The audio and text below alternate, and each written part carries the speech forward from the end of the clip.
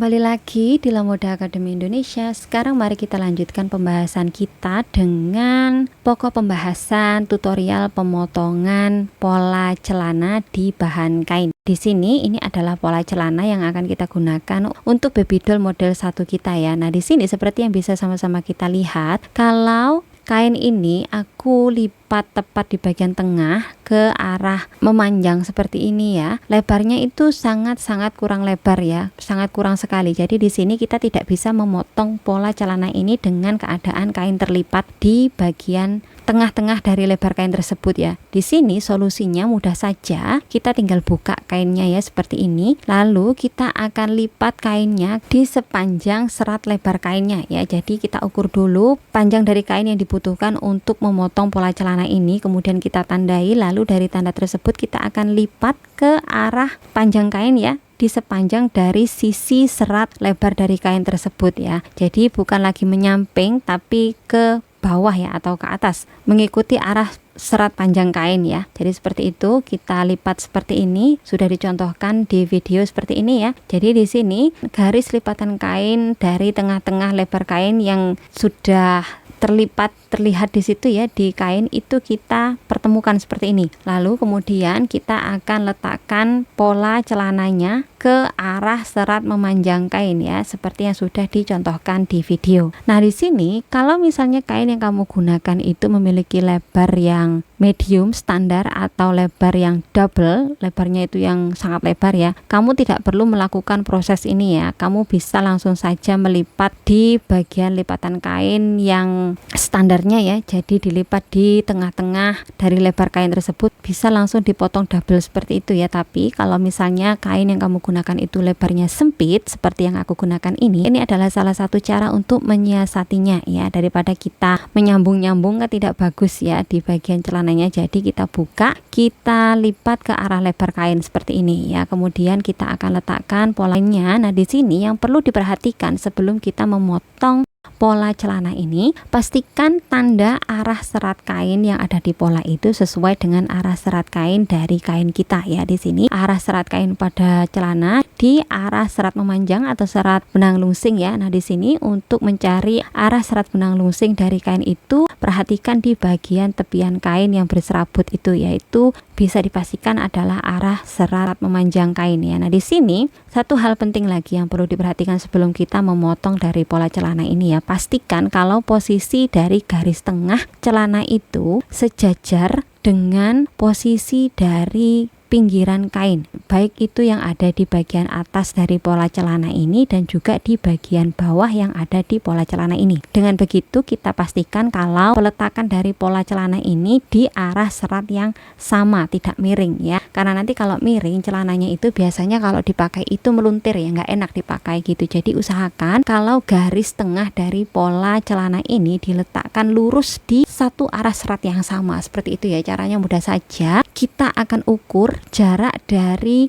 garis tengah pola celana ini ke tepian dari kain ya. Kita mulai dari bagian atas, lalu jaraknya itu kita samakan dengan jarak dari garis tengah yang ada di celana ini dengan tepian kain yang ada di bagian pola bagian bawah ya. Jadi jarak dari pola bagian atas itu harus sama dengan jarak pola yang ada di bagian bawah, seperti itu ya. Kalau sudah, di sini kita bisa amankan dengan menggunakan jarum pentul seperti ini ya. Lalu kita akan mulai menambahkan kampuh jahit di sepanjang dari sisi pola celana ini yang memang membutuhkan penambahan kampuh jahit ya. Di sini yang perlu untuk kita tambahkan hanya di bagian penjahitan insim ya, atau di bagian penjahitan sisi dalam dari celana, karena di sini celana kolor hanya memiliki satu sisi celana yang dijahit ya, yaitu di bagian dalam saja. Maka di sepanjang sisi tersebut kita akan tambahkan kampuh sebesar 2 cm atau bisa juga 1,5 cm ya. Kemudian di bagian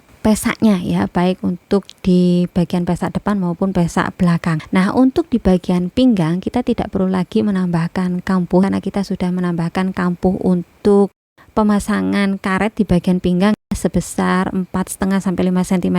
Sebelumnya kita tambahkan di pola kertas, jadi untuk di kain kita tidak perlu lagi untuk menambahkan kampu jahit. Berikutnya di bagian bawah kita juga tidak perlu untuk menambahkan kampu jahit, karena nanti di bagian bawah ini kita akan selesaikan menggunakan teknik rompok atau bias. Ikuti prosesnya seperti yang sudah aku contohkan di video.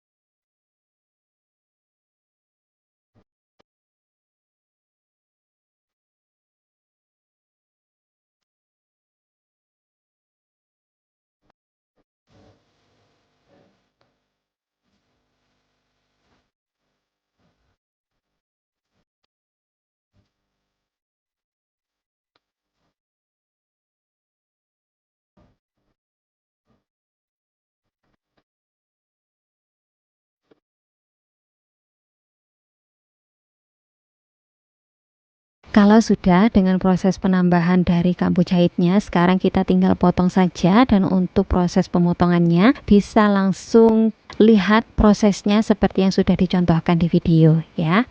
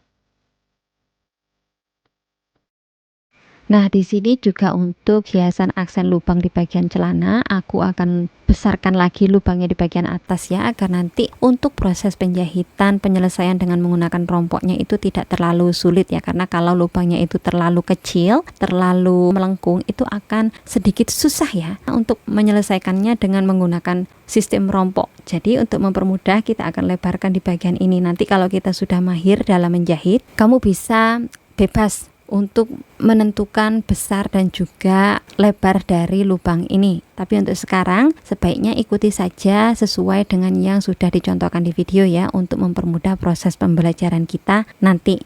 Nah, jadi itu tadi ya proses untuk pemotongan bahan dari pembuatan celana kolor dari baby doll model 1 kita ya. Lanjut.